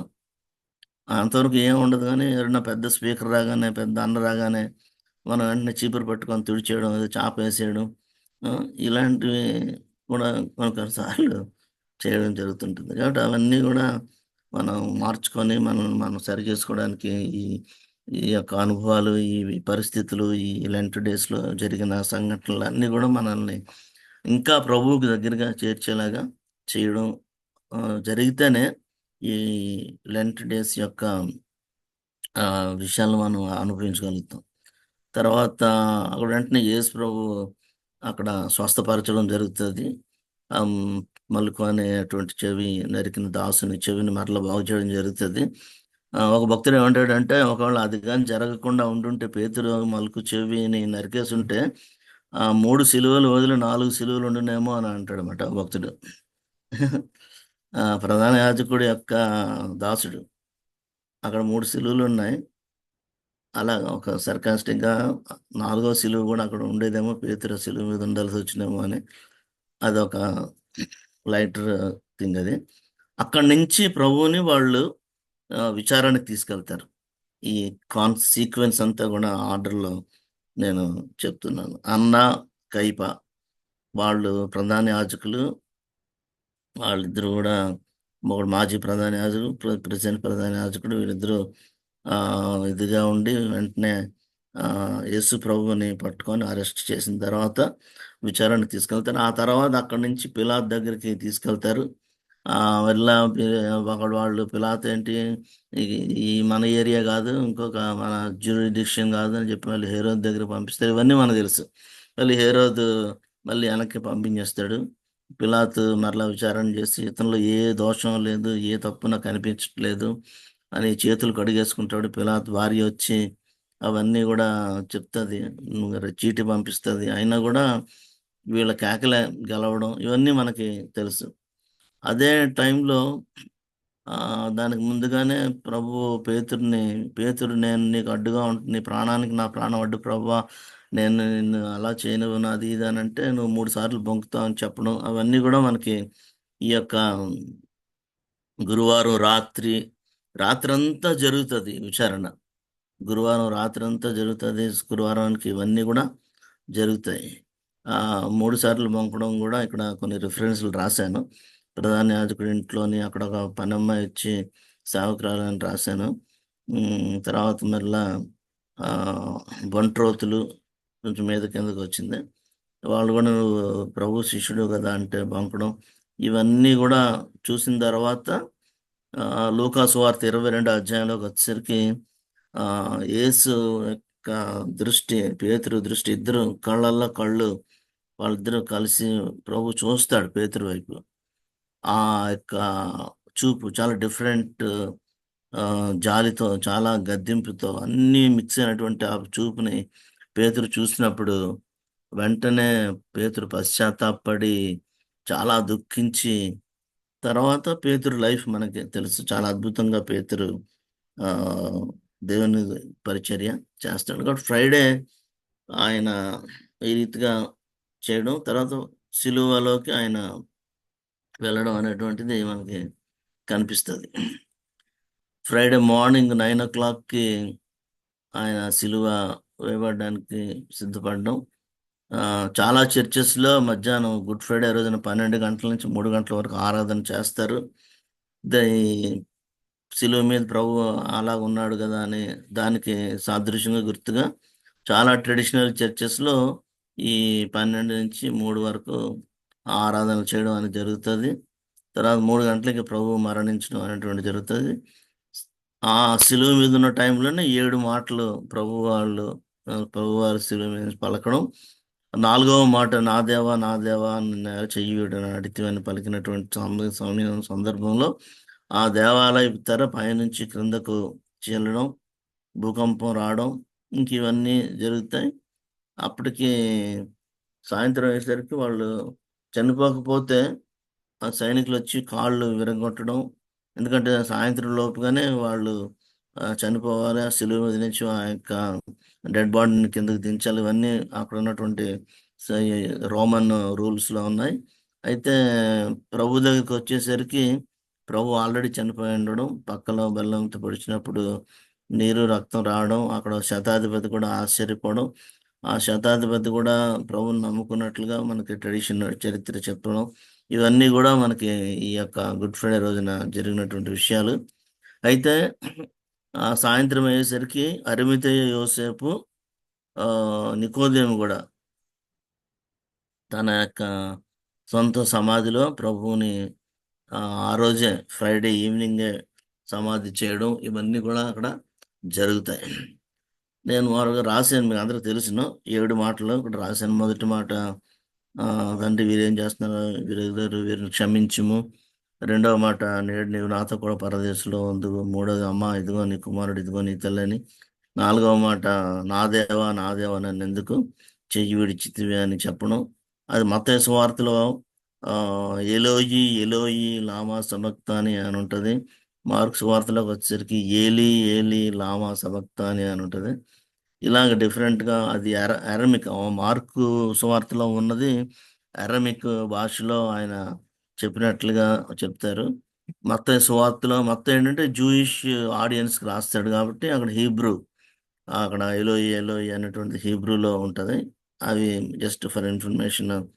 ఆ డిఫరెన్స్ మనకి 4వ మాట దగ్గరకు వచ్చేసరికి రెండు రకాల ట్రాన్స్లేషన్స్. మత్తయి ఒక రకంగా, మార్కు ఒక రకంగా రాస్తాడు. తర్వాత 5వ మాట నేను తప్పికొనుచున్నాను అంటాడు. 6వ మాట సమాప్తమైనది. 7వ మాట తండ్రి నీ చేతికి నా ఆత్మను అప్పగించుచున్నాను అనేటువంటిది. కాబట్టి ఏదైనా తోట నుంచి మనం ఈ లెంట్ డేస్లో ఈ పాత నిబంధన అంతా వదిలేసి లెంట్ డేస్ ప్రయాణం చేసుకొని గెత్సెమనే తోట వరకు వచ్చాం. గెత్సెమనే తోటలోనే దగ్గరలోనే గొల్గొతా ఉంటుంది, కపాల మన్నబడే స్థలము. ఆ గొల్గొతా కొండ మీదే ప్రభువుని సిలువ వేయడం అనేటువంటి జరుగుతుంది. ఆ తర్వాత ఆ దగ్గరలోనే, ఆ తోటకి పేరు ఉండదు, సమాధి తోట అని యోహాను రాస్తాడు. యోహాను 19 అధ్యాయం, మీరు ఒకసారి బైబిల్ తీసి చూడొచ్చు. యోహాను 19:40 నుంచి చూస్తుంటే అక్కడ ఈ ఆయన సమాధి చేసినటువంటి ఆ యొక్క విషయాలు మనకు అక్కడ కనిపిస్తాయి. యోహాను సువార్త 19 అధ్యాయంలో 38 నుంచి నేను చదువుతున్నాను. అటు తరువాత యూదుల భయం వలన రహస్యముగా యేసు శిష్యుడైన అరిమతయి యోసేపు తాను యేసు దేహం తీసుకొని పోవటకు పిలాతునొద్ద సెలవడిగాను. పిలాతు సెలవిచ్చిన గనుక అతడు వచ్చి యేసు దేహం తీసుకొని పోయాను. మొదట రాత్రి వేళ ఆయన వద్దకు వచ్చిన నికోదేము కూడా బోళముతో కలిపిన అగరు రవారమి 150 దశార్లు ఎత్తు తెచ్చాను. అంతటి వారు యేసు దేహం ఎత్తుకొని వచ్చి యూదులు పాతిపెట్టి మర్యాద చొప్పున ఆ సుగంధ ద్రవ్యములను దానికి పోసి నారవట్ల చుట్టరి ఆయనను సిలువ వేసిన స్థలములో ఒక తోట ఉండెను. ఆ తోటలో ఎవడను ఎప్పుడును ఉంచబడని కొత్త సమాధి ఉండెను. అంటే అది అరిమతయి యోసేపు సమాధి అని మనకి తర్వాత మిగిలిన చోట్ల తెలుస్తుంది. కాబట్టి ఈ ఈ సమాధి తోట గార్డెన్ టోంబ్ అని అంటారన్నమాట. దీని గురించినటువంటి ఆర్కియలాజికల్ ఎక్స్కవేషన్స్లో, ఈ భూగర్భ త్రవ్వకాల్లో 1700 సంవత్సరంలో ఆ టైంలో ఈ సమాధి బయటపడినట్లుగా ఈ ఆర్కియలాజికల్ సైంటిస్టులు చెప్తారు. ఈ సమాధి తోట ఏదైనా తోట నుంచి గెత్సెమనే తోటకి వచ్చాడు. గెత్సెమనే నుంచి ఆయన గొల్గొతా వెళ్ళి కొండలో దాని మీద కపాలమైన స్థలవాడం మీద సిలువ వేయబడ్డాడు. అక్కడ దగ్గరలోనే ఈ యొక్క తోట ఉన్నట్టుగా, ఈ తోట పేరు మనకు తెలియదు కానీ ఆ 1700s ఆ ఎక్స్కవేషన్స్లో అది బయటపడినప్పుడు దానికి క్రీస్తు సమాధి అని వాళ్ళు దాన్ని గుర్తించి దాన్ని అక్కడ పెట్టి దాన్ని గార్డెన్ టోంబ్ అని పేరు పెట్టడం జరుగుతుంది. ఇప్పటికీ కూడా యెరూషలేం యాత్రకు వెళ్ళే వాళ్ళు ఖచ్చితంగా ఆ గార్డెన్ టోంబ్ని విజిట్ చేస్తారు. ఆ యొక్క ఖాళీ సమాధిని వాళ్ళు చూస్తారు. మీలో కూడా కొంతమంది ఆల్రెడీ యెరూషలేం వెళ్ళిన వాళ్ళు చూసుండొచ్చేమో ఈ గార్డెన్ టోంబ్. బట్ శనివారం నాడు, శుక్రవారం సాయంత్రమే ఆ గార్డెన్ టోంబ్లో ప్రభువుని సమాధి చేయడం జరుగుతుంది. శనివారం అంతా కూడా బ్లాక్ సాటర్డే అంటారు, లేకపోతే సైలెంట్ సాటర్డే. ఆ యొక్క శరీరాన్ని, ఆ పార్థివ దేహాన్ని సమాధిలో ఉంచడం, అవన్నీ కూడా మనం చూస్తాం. ఆ టైంలోనే వాళ్ళు ప్రధాన యాజకులు వాళ్ళందరూ కూడా రోమన్ గవర్నమెంట్ పర్మిషన్తో ఈ దొంగ, లేకపోతే ఈ ద్రోహి యేసుప్రభుని అలాగంటారు, చాలా భయంకరుడు, అబద్ధం, నేను మళ్ళీ 3వ రోజున లెగుస్తానని కూడా చెప్పాడు. కాబట్టి సమాధికి మీరు సీల్ చేయండి, కాపలా పెట్టండి. అదంతా కూడా మనకి తెలుసు. ఈస్టర్ ఆ టైంలో అవన్నీ మనం చేస్తాం. తర్వాత ఆదివారం తెల్లవారుతుండగానే స్త్రీలు శనివారం సబ్బాతు దినం అవడం వలన వాళ్ళు రాకుండా సండే మార్నింగే వాళ్ళు వచ్చి మగ్దలేని మరియా, మరియొక మరియా, యోహన్నా వీళ్ళందరూ కూడా రావడం, సమాధి యేసుప్రభు దేహానికి వాళ్ళు ఆ యొక్క సుగంధ ద్రవ్యాలు పుయ్యాలనేటువంటి ఆలోచనతో రావడం, వాళ్ళు వస్తూ వస్తూ కూడా అమ్మో అంత పెద్ద రాయిని మన కోసం ఎవరు దొర్లిస్తారు అని వాళ్ళు చెప్పడం, ఇవన్నీ కూడా ఈ శనివారం వాళ్ళు సాయంత్రం అనుకోవడం జరుగుతుంది. ఆదివారం నాడు వాళ్ళు రావడం, ఆ యొక్క సమాధి దగ్గరికి వచ్చేసరికి ఆ రాయి తొలగించి ఉండడం చూస్తాం. సైనికులు కూడా భయపడి వాళ్ళు పారిపోవడం, ప్రధాన యాజకులు కూడా వచ్చి లంచం ఇచ్చి, మన మత్తయి సువార్తలో ఉంటాయి ఈ విషయాలన్నీ కూడా, నేను రిఫరెన్స్లో రాయలేదు. ఎవరో వచ్చి శిష్యులు వచ్చి ఆయన దేహాన్ని దొంగిలించారు, ఎత్తుకొని పోయారు అని చెప్పమని చెప్పడం, ఇవన్నీ కూడా ఈ సండే, పునరుత్థాన ఆదివారంలో మనకు జరిగేటువంటి సంఘటనలు అన్నమాట. ఇది ఈ లెంట్ డేస్లో మనకు ఆ, నేర్చుకోవాల్సినవి, అంటే ఫర్ ఇన్ఫర్మేషన్, అంటే ఒక హిస్టారికల్గా ట్రెడిషనల్గా ఉన్న విషయాలను కూడా ఎలాగ మనం గ్రహించగలిగినప్పుడు మనకి ఆ యొక్క విషయాలు బాగా, బైబిల్ ఇంకా బాగా అర్థం చేసుకోవడానికి మనకు అవకాశం వస్తుంది. ఓహో, ఇలాంటి పరిస్థితుల్లో ఇలాంటి రీతిగా ప్రభు నా కోసం మన కోసం ఆయన సిలువ వేయబడ్డాడు, ఇంత శ్రమ అనుభవించాడు, ఇంత సంఘటనలు ఇన్ని రకాలుగా జరిగాయి. ఇవన్నీ కూడా మనం గ్రహించడానికి ఆ, పునరుత్థానం యొక్క అథెంటిసిటీని కూడా మనం తెలుసుకోవడానికి ఈ యొక్క సంఘటనలన్నీ కూడా ఈ యొక్క ఆర్డర్లో మనం చదవడం, తెలుసుకోవడం చాలా మన ఆత్మీయ జీవితానికి అది ఎంతగానో ఉపయోగపడుతుంది. కాబట్టి ఆ పునరుత్థాన శక్తి, పునరుత్థానం, ఆయన సిలువను, మరణాన్ని, సమాధిని గెలిచి జయించి ఖాళీ సమాధిని మన కోసం ఉంచి ఈ రోజున ఆయన సజీవుడు అనేటువంటి ఆ గొప్ప సాక్ష్యాన్ని మనం చెప్పడానికి అదే మనకు ఆ, నిరీక్షణ, అదే మన విశ్వాసానికి ఆధారం అది. కాబట్టి ఈ సంఘటనలు, ఈ తేదీల గురించి వాటి గురించి కొన్ని కొన్ని డిఫరెంట్ అభిప్రాయాలు ఉన్నాయి, ఆర్గ్యుమెంట్స్ ఉన్నాయి. బుధవారం నుంచి ఆదివారం, గురువారం నుంచి ఆదివారం, ఇలాంటి చిన్న చిన్న డిస్కషన్స్ ఉన్నాయి. అవన్నీ ఆ, ఈ క్రోనలాజికల్ ఆర్డర్లో జరిగాయా లేదా, సువార్తలో ఏది ముందు జరిగింది, ఏది వెనక జరిగింది, ఇవన్నీ రకరకాలుగా మనకు ఉంటాయి. ఉన్నప్పటికీ కూడా మనం గ్రహించాల్సినటువంటి ఇంపార్టెంట్ థింగ్ ఏంటంటే ఇవి ఫ్యాక్ట్స్. యేసు ప్రభు ఆయన శిలువ, ఈ మరణము, ఇవన్నీ కూడా పునరుత్థానము, ఇవన్నీ నిజంగా చారిత్రాత్మకమైనటువంటి సంఘటనలు, ఘట్టాలు. చరిత్రలో ఇవి అథెంటిక్గా నిజంగా జరిగినటువంటి విషయాలు. ఏది ముందు జరిగింది, ఏది వెనక జరిగింది అనేటువంటిది పక్కన పెడితే ఇవి నిజంగా జరిగినటువంటి ఇన్సిడెంట్స్, ఈవెంట్స్ అనేటువంటిది మనం గ్రహించాలి. వీటన్నిటికీ కూడా ఎవిడెన్సెస్ ఉన్నాయి. ఇవన్నీ కూడా ప్రూవెన్ రిజల్ట్స్. ఈవెన్ ఆర్కియలాజికల్ ఎక్స్కవేషన్స్లో కూడా చాలా విషయాలు బైబిల్లో ఉన్నవన్నీ కూడా ప్రూవ్ అయినట్టుగా మనకు ఉన్నాయి. తర్వాత రెండోది, ఆయన మన పాప విమోచన కోసం సిలువను భరించాడు.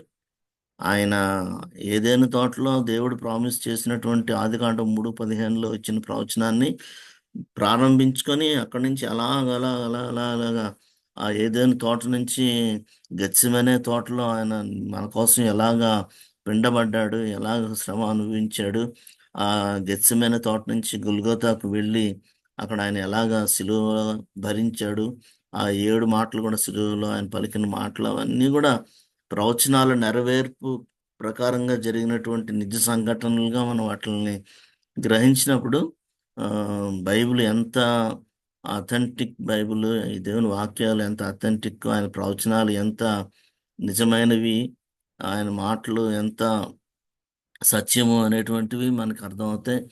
తర్వాత ఆయన తిరిగి లెగడం, మరణాన్ని జయించి తిరిగి లెగడం కూడా, ఆ పునరుత్థానం కూడా, అది మన విశ్వాసానికి పునాది. 1 కొరింథీ 15 చాలా డీటెయిల్డ్గా పౌలు రాస్తాడు. అసలు ఆయన పునరుత్థానం లేకపోతే మన విశ్వాసానికి పునాదే లేదు, మనం ప్రకటించే సువార్త కూడా వేస్ట్ అని పౌలు చాలా స్పష్టంగా రాస్తాడు. మన నిరీక్షణకి ఆధారం అదే. మనకి మన ప్రియులు చనిపోయినప్పుడు మనం ధైర్యంగా మరలా వాళ్ళని చూస్తాము, వాళ్ళని కలుసుకుంటాము అనేటువంటి ఆ గొప్ప నిరీక్షణ కూడా మనకి ఎందుకు వచ్చిందంటే ఆయన మరణాన్ని జయించాడు, మరణపు ముళ్ళును విరిచాడు, పునరుత్థానుడే, సజీవుడే, మృత్యుంజయుడు లేచాడు గనుక మనకు ఆ గొప్ప నిరీక్షణ మనకి ఉంది. కాబట్టి ఈ ఏదైనా తోట నుంచి గెత్సెమనే తోట, అక్కడి నుంచి గార్డెన్, సమాధి తోట, ఇవన్నీ కూడా ఈ లంచ్ డేస్లో మనం జ్ఞాపకం చేసుకోవాల్సినటువంటి చాలా ప్రాముఖ్యమైన విషయాలు. దాని ద్వారా మన ఆత్మీయ జీవితం ఇంకా బలపడడానికి, ఆయన ప్రేమను, ఆయన ప్రేమలో ఉన్న ఎత్తు, లోతు, పొడవు, వెడల్పు, దీని అంతటినీ కూడా మనం గ్రహించడం చాలా కష్టం, గ్రహించలేము. ఈ ఈ లోకంలో ఉన్నంతకాలం కూడా మనకు అర్థం కాదు. కానీ కొంతలో కొంతైనా కూడా ఈ ట్రెడిషన్ వచ్చింది, ఆచారం వచ్చింది, లెంట్ డేస్ని ఎందుకు పెట్టారు. కానీ వీటిల్ని ఈ రీతిగా ఇంత డీటెయిల్డ్గా మనం స్టడీ చేయడం వలన ఆయన ప్రేమ లోతులు ఎంత గొప్పవో, ఎంత లోతైన ప్రేమో, ఎంత శాశ్వతమైన ప్రేమో, ఎంత గొప్ప ప్రేమో మనం అనుభవించడానికి, గ్రహించడానికి, మనం ఇంకా ఆయన కోసం బలమైన సాక్షులుగా ఈ లోకంలో ఆయన ప్రేమ సువార్తను ప్రకటించడానికి ఈ దినాల్ని మనం ఉపయోగించుకుంటే ఖచ్చితంగా దేవుని యొక్క దీవెనలు మనం పొందుకుంటాం. 40 రోజుల తర్వాత 41వ రోజు నువ్వు ఫస్ట్ సెషన్‌లో చెప్పినట్టుగా 365 డేస్ కూడా లాంటి డేసే.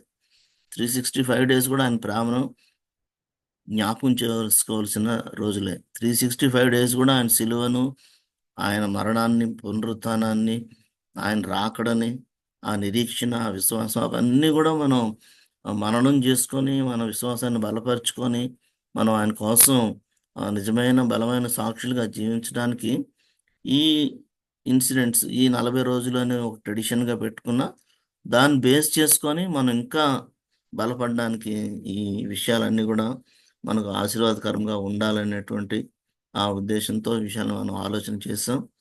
ఇంతవరకు గూడా ఈ విషయాలను విన్నాం. మనందరం వీటిని పాటించడానికి దేవుడు మనకు ఆయన గొప్ప పరిశుద్ధాత్మ శక్తిని, ఆయన కృపను మనందరికీ మెండుగా అనుగ్రహించాలని కోరుతూ, నేను ఈ కొద్ది మాటలు నేను ఈ యొక్క సెషన్ ముగిస్తున్నాను. చిన్న ప్రార్థన చేసుకుందాం.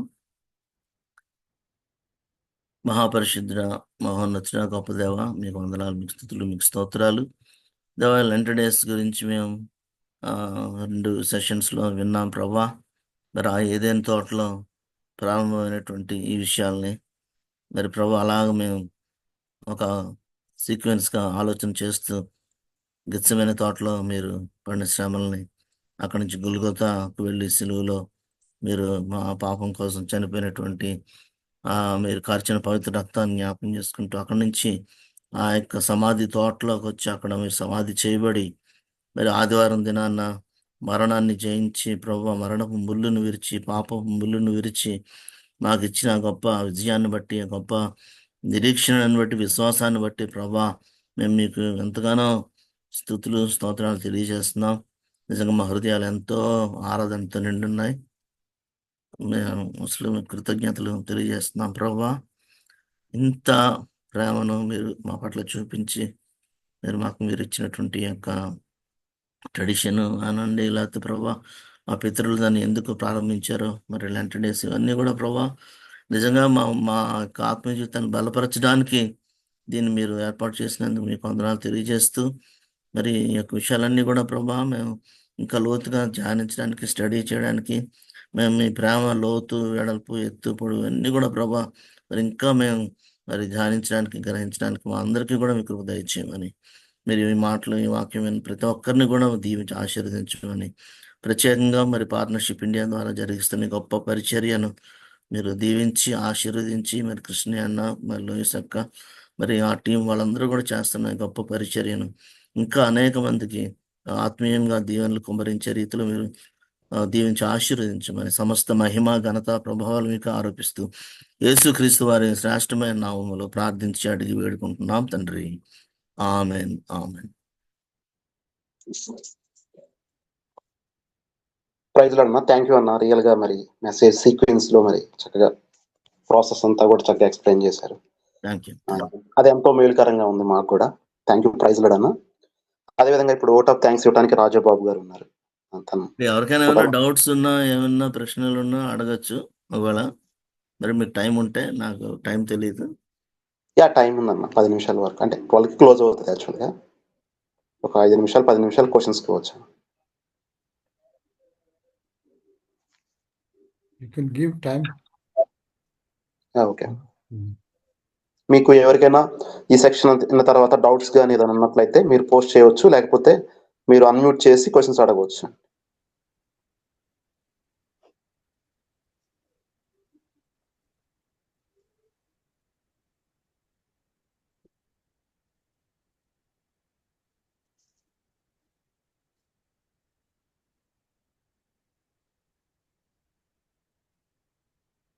ఓకే, ముందు vote of thanks closing prayer అయిన తర్వాత టైం ఇద్దాం, ఓకే. ఎందుకంటే అడగరు. ఒక్క క్వశ్చన్, చెప్పు. అది 3 days ఎలా కౌంట్ చేస్తారన్న? 3 days కదా, 3వ దినాన్ని లేచాడు. అంటే మనకి జూయిష్ క్యాలెండర్ని మనం కొంచెం అర్థం చేసుకోవాలి. జూయిష్ క్యాలెండర్లో అప్పుడు వాళ్ళు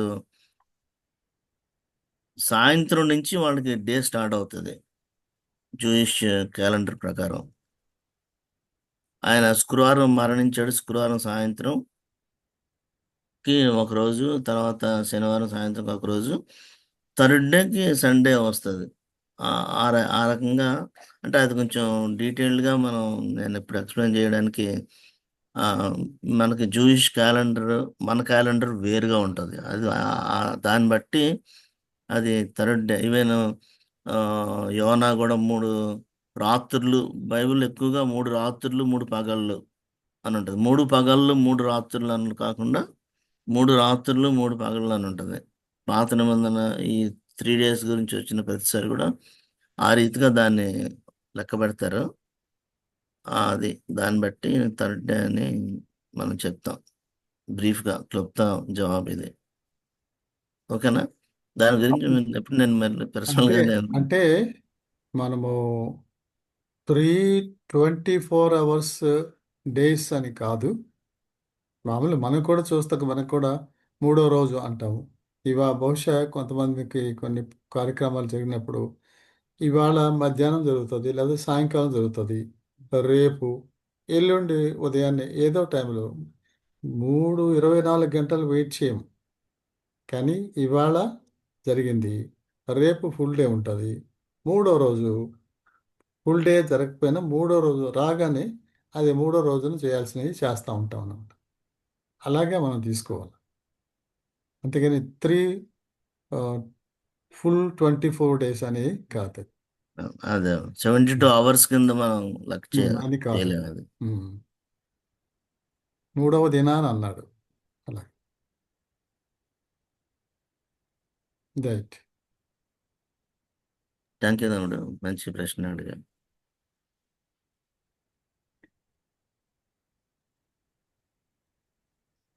ముందు ఓట్ ఆఫ్ థ్యాంక్స్ ప్రేయర్ అయిన తర్వాత క్వశ్చన్స్.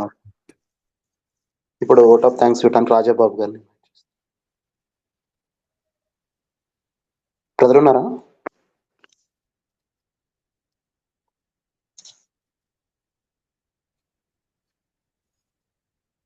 లేరా? రాజబాబు గారు లేరా?